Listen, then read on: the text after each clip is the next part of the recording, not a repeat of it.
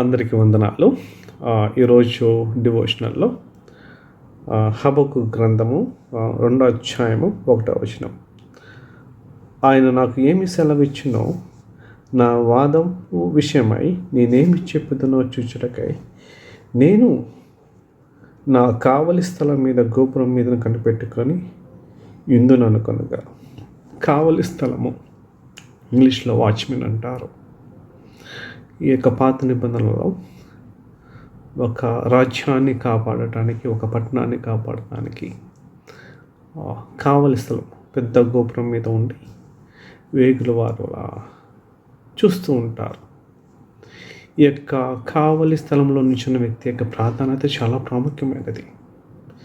శత్రువులు వచ్చినప్పుడు ప్రజలు యుద్ధానికి సిద్ధపడాలో లేకపోతే అక్కడి నుంచి ముందుకు కొనసాగిపోయి వేరే పట్టణంలో దాచుకోవాలో ఈ కావలి స్థలంలో ఉన్న వ్యక్తి నిర్ణయిస్తూ ఉంటాడు. తన్నే మొట్టమొదటిగా చూస్తూ ఉంటాడు శత్రువుని. ప్రజల యొక్క జీవితాలన్నీ ఈ కావలి స్థలంలో ఆ వ్యక్తి యొక్క చూపు మీద ఆధారపడి ఉంటుంది. శత్రువుని ఎంతగా జాగ్రత్తగా గమనిస్తాడో ఇతని మీద ఆధారపడి ఉంటుంది. పాత నిబంధనలో దేవుడు ప్రవక్తలని ఈ కావలి స్థలంలో నిలబెట్టి దేవుడు వాళ్ళతో మాట్లాడి తన ప్రజలను కాపాడుకుంటూ వచ్చాడు. ఈ యొక్క సమయంలో నూతన నిబంధనలో దేవుడు మనల్ని పిలుస్తూ ఉంటున్నాడు ఈ యొక్క కావలి స్థలంలో ఉండటానికి. మన యొక్క కుటుంబంలోను, మన యొక్క సంఘంలోను, మన స్నేహితుల్లోనూ, మన చుట్టూ వారి మధ్య దేవునికి స్వరము విని శత్రువు యొక్క దాడులు కనిపెట్టడానికి దేవుడు మనం పిలిచి ఉంటున్నాడు. ఈ యొక్క పిలుపుకి మనము ఎప్పుడైతే విధేయత చూపిస్తూ ఉంటామో దేవుడు తన స్వరంతో దేవుడు నన్ను హెచ్చరిస్తూ ఉంటాడు. శత్రువు యొక్క దాడి నుంచి కాపాడటానికి దేవుడు మనల్ని పిలిచి ఉంటున్నాడు. ఈ యొక్క శత్రువు యొక్క దాడి నుంచి మనము గనక మన వాళ్ళని హెచ్చరించి ప్రార్థన ద్వారా, వాక్యం ద్వారా, మన మాటల ద్వారా వాళ్ళని ప్రోత్సహించి యుద్ధం చేయడానికి కానీ, సమస్య వచ్చినప్పుడు ఎదుర్కోవడానికి కానీ దేవుడు మనల్ని పిలిచి ఉంటున్నాడు. ఈ యొక్క కావలి స్థలంలో కనుక మనం పని చేయకపోయినట్లయితే దేవునికి మనము లెక్క చెప్పుకోవాలి. ఒక వచనం చదువుకుందాం. హెజ్కేలు గ్రంథము 33వ అధ్యాయము 6వ వచనం ఉంటుంది.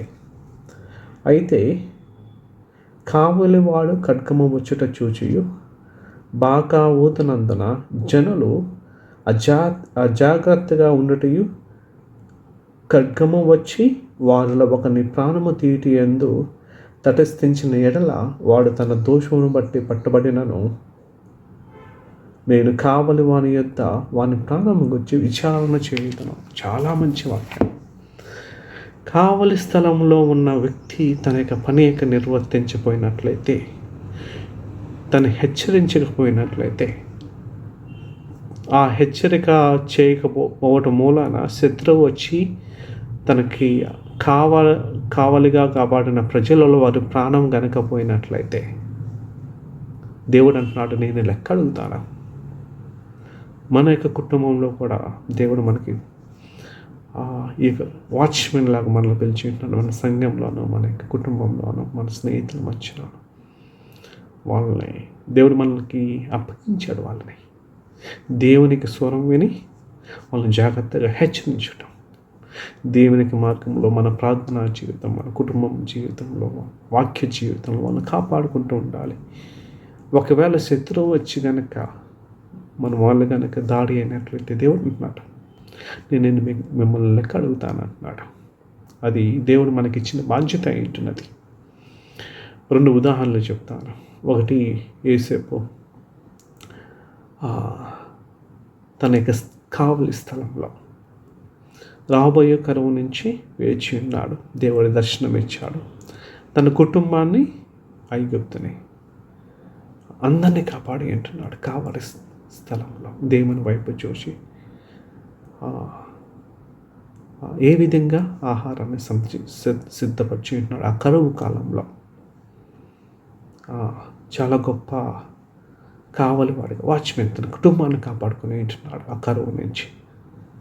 రెండోది దానియేలు తన యొక్క ప్రజల నిమిత్తం ఒక కావలివాడిగా ఉండి దేవుని వైపు చూసి ప్రార్థన చేసి ఉంటున్నాడు. ఏమవుతుంది తన ప్రజలకి? తన ప్రజల యొక్క పాపాలను ఒప్పుకొని ఇశ్రాయేలుకి ఏం జరుగుతుందో ఒక ప్రవక్తగా ఏం జరగబోతుందో దేవుని ముందు ప్రార్థన చేసి ఉంటున్నాడు. అదేవిధంగా దేవుడు మనం పిలిచి ఉంటున్నాడు. మనకి అప్పగించిన వారిలో ఒక విశ్వాసిగా, ఒక సేవకుడిగా మన యొక్క కావలి స్థలంలో మన యొక్క కనుచూపు ఏ విధంగా ఉంటుంది? కొన్నిసార్లు ఆత్మీయమైన కన్ను సల్లంగిరులతో ఉంటుంది, చూడలేము. కావలి స్థలంలో ఉన్న వారికి ఇస్సాకు జీవితంలో కొన్ని చూడలేకపోయాడు, ఎవరిని ఆస్వాదించలేకపోయాడు.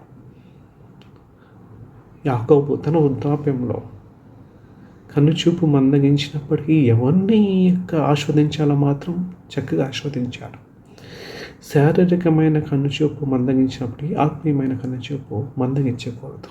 ఎందుకంటే శత్రువు అక్కడే మనల్ని దెబ్బతీస్తూ ఉంటాడు. ఎందుకంటే మనం దేవునికి లెక్కప్పు చెప్పాలి.